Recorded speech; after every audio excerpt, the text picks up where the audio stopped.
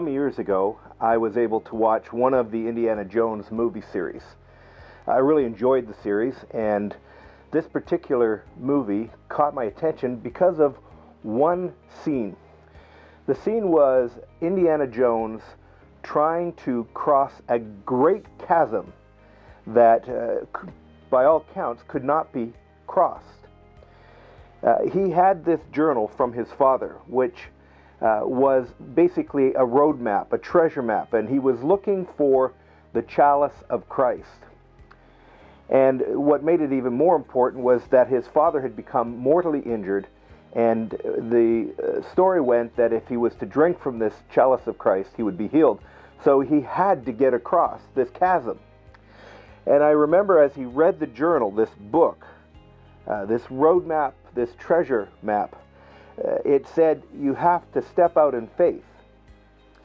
And looking around him on this edge between this, in this great chasm between his side and the other side, knowing that his father's life was absolutely in jeopardy, he held the book closely to his body, he closed his eyes, and he stepped out, only to discover that there was a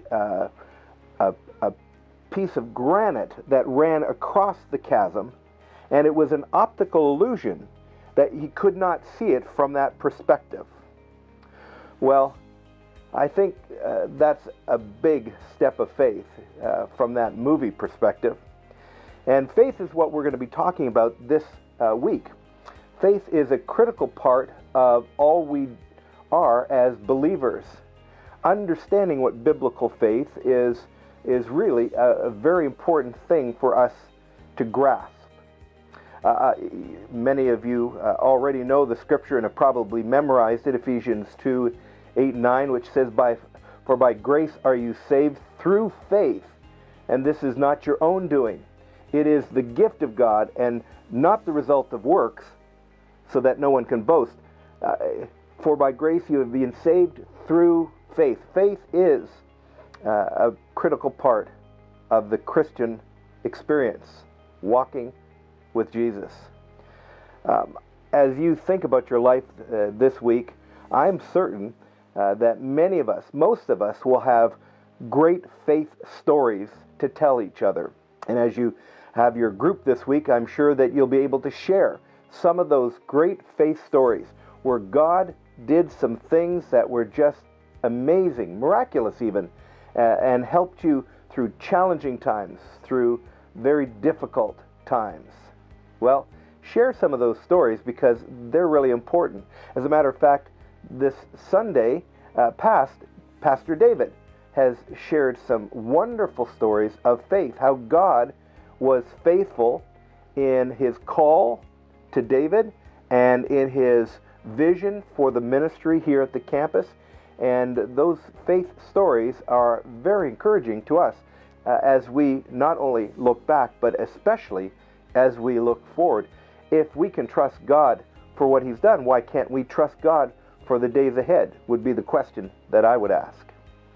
Now, as we think about faith, we're going to move to Hebrews chapter 11.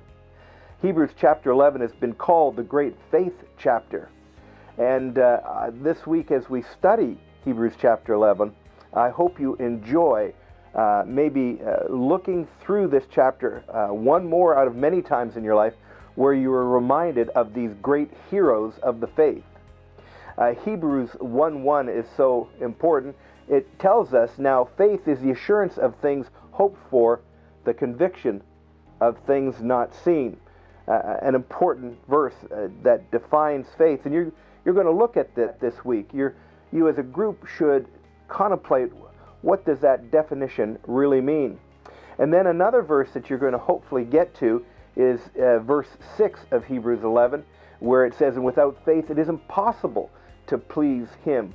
For whoever would draw near to God must believe that he exists and that he rewards those who seek him.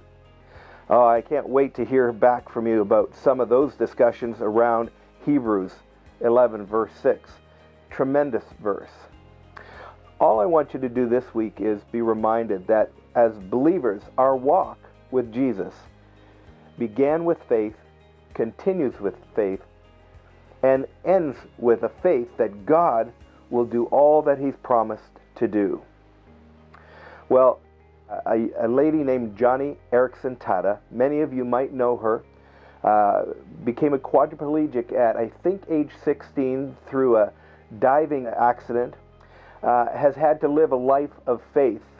I love this quote from her. I'll leave it with you. Contemplate it.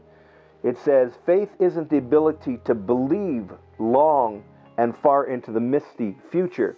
It's simply taking God at His word and taking the next step."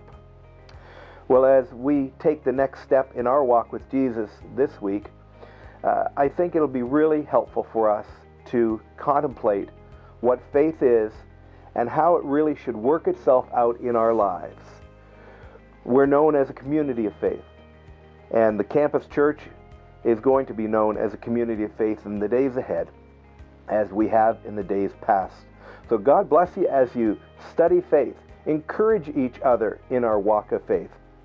And let's tell the stories of God's great faithfulness each and every week.